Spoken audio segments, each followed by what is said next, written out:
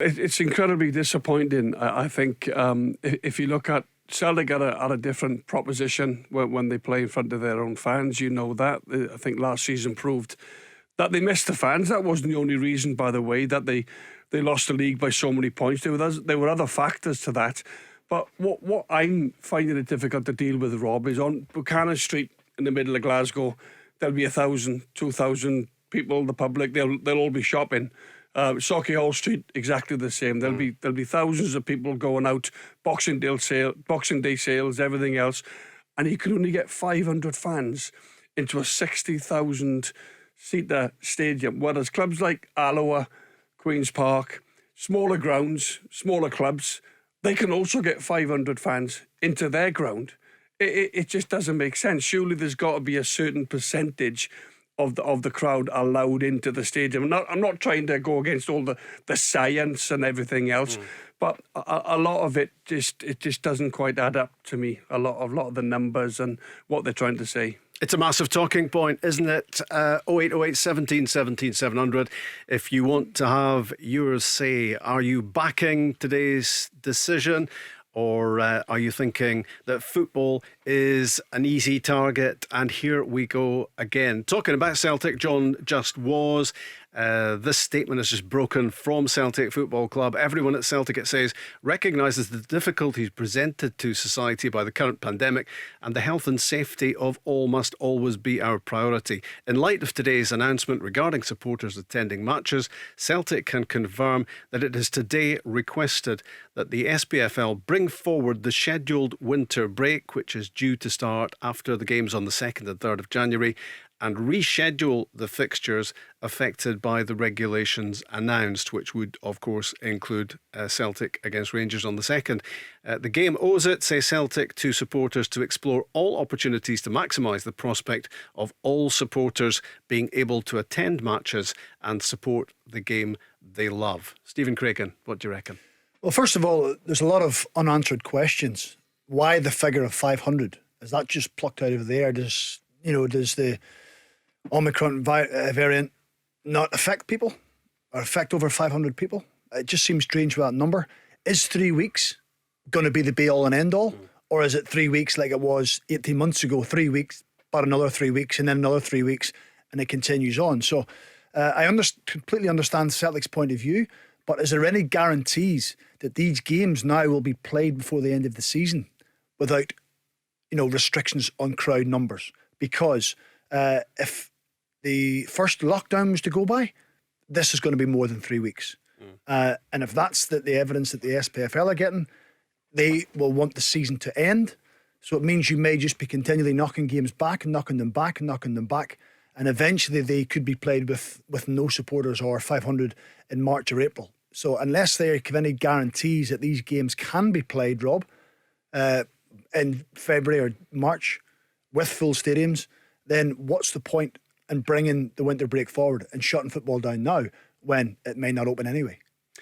This is an agenda that could be changing in the course of the 2 hours. As ever, breaking news on the Go Radio Football Show. St Mirren Football Club can confirm that it has requested postponement of our upcoming Cinch Premiership matches against Celtic. That's tomorrow night, of course, due to be played, and Rangers coming up following further positive COVID tests. They were already in a pretty dire situation in terms of available players. That clearly, according to the Paisley team, has got worse. The statement continues, we've tried our utmost to fulfil the fixture. However, following further positive COVID cases this morning, we're unable to field a team for either match, with a significant number of first team players and staff unavailable.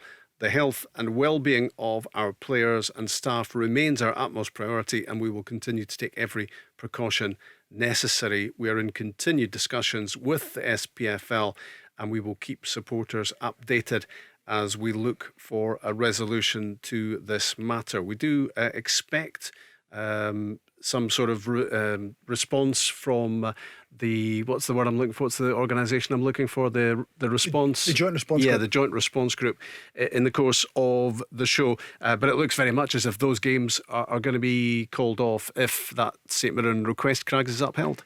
Yes, well, you only have to look back a month or so ago when Hibs were in the exact same situation. on the day of the game against Ross County in Dingwall. They had positive tests in the morning of the game. The game was called off and then went into an international break, so Hibs didn't miss as many fixtures. Ross County away and Livingston away was called off, so they were rescheduled. So the precedent's been set on that front, that I think the magic number that was agreed in the summer with the SPFL and its members, certainly top flight members anyway, was you had to have 13 fit and available players to play a game. The number of goalkeepers was irrelevant. So if you had 8 fit outfield players and you had 5 goalkeepers, as from what I was led to believe, the game would have to go ahead, which would seem incredibly stupid. But anyway, that was the rule set in the summer. So if they don't have 13 fit and available players, including goalkeepers, Rob, and they can't field a team, then the games have to be called off, simple as. Yeah, so I'm just looking at the fixtures, John. So obviously we know already that St Mirren against Celtic is due to be played tomorrow night. It sounds very much as if it won't be played tomorrow night. And it's Boxing Day for Rangers at home to St Mirren. And obviously St Mirren are telling us at the moment that they're not going to be able to have enough first team players to play that one as well. But I guess at the moment all bets are off for just about everything, aren't they? Because it may be, if there is a growing campaign at the moment to bring forward the winter break, then the games that do manage to go ahead tomorrow night, and maybe at the moment only 2 of them, that could be that, and the break comes at that point. Well, exactly. And I think first and foremost, we are all wanting for everyone's the games to go ahead. But let's not forget, this is a health and safety sort of for the players' health and the managers and the crowd is paramount. Yeah. Ultimately. And this is why, these games are being called off. They're not being called off for any other reason. If St Mirren can't field, a team, if they've got the numbers that Craig's just alluded to not available, then the games will be called off. It's pretty clear to me. Yeah. Let's get Derek involved in the discussion. Derek's a Rangers fan joining us now. Hi, Derek. Good evening, panel. Right, Derek. Do you think Celtic would be asking for a postponement or the winter break to be brought forward if the game was at Ibrox and Celtic had a fully fit squad? Do you think Celtic's self-interest here? I think, Derek, I think Celtic will be looking forward to playing Rangers on the 2nd with a full house. I think the game is looking like it's going to be a fantastic occasion. It was, obviously, before they called the crowd, only 500 fans allowed in the stadium. It wouldn't really affect Rangers anyway, because no Rangers fans would be in the stadium. But what I'm saying is, I just feel that because of the situation, I don't think there's a conspiracy. I don't think Celtic are trying to do anything untoward in terms of, in terms of changing the fixture or looking to bring the winter break forward or whatever. For me, it's just a case of, these are unprecedented times. We go back into, we are led by Nicola Sturgeon and the government, and I just think that for me, I think Celtic would be generally looking forward to playing Rangers with the form, one defeat in 16, and Rangers also in great form under Giovanni Van Bronckhorst. I think it was turning into a game that everybody was looking forward to. But no great surprise that there'll be plenty Craig's conspiracy theories flying around. Well, the very first point I made was, and it could, maybe Derek might agree or might not, is there any guarantees these games will be played with a full house at any stage the rest of the season? Because the words being used by the government spreading rapidly, but we can wait to Boxing Day before we start our lockdown. You either start a lockdown now or you don't. Do you know what I mean? I mean, if it's spreading that badly and that rapidly, that has to be drastic action taking place. It can't be, well, we'll just delay it another 4 or 5 days and we'll kick it in then. That didn't add up for me.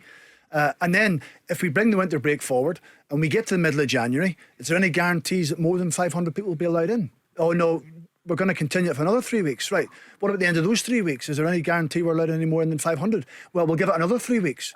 So we just keep knocking games back and games back further and further back, and the season then has to be played into June and July. You've got international games coming up in June with the Nations League. So there's going to be a cut-off point where it's going to be impossible to fit all the games in. So unless there's any guarantees that after if the winter break is brought forward by a week, so it means the games will start back in the middle of January. If there's a guarantee there'll be full houses in the middle of January, go for it. If there's not, then I think we have to play whatever games are possible to play with teams who've got fully fit players. The games have to be played. Is it 500 fans, Rob, or is it 500 people all in the stadium? It's 500 fans. I think that's the number of football supporters. So who picks the 500 fans? Well, that's that's going to be a tough one, isn't it? Especially if you're talking about January the 2nd. Yeah, and our argument, Derek, has been, how did the government come to 500? Is there any science behind that? Is there any data behind that? Or is that just, we used 500 before and nobody really questioned it, so we'll just throw 500 in again and hope no one really notices it? You know. Why is it not a percentage of the of the capacity inside the ground? Because, you know, as John said right at the top of the show, 500 at Ochilview watching Stenhousemuir in those surroundings is a bit different from Ibrox or Celtic Park. Yeah, well, I think Motherwell had said they can get their full, the last lockdown, they said they could get in their full season ticket allocation spread throughout the stadium and have their 1 metre social distance. And that was the distance that Nicola Sturgeon had mentioned today, a metre. So Motherwell reckon, certainly last time out, they could get 5,000 or 5 and a bit thousand into their full stadium, Rob, socially distanced, in and out safely. And they still said, no, it's 500. Why? No, but Who knows? Do you know what, Craig? If I was one of those lucky 500, I wouldn't go.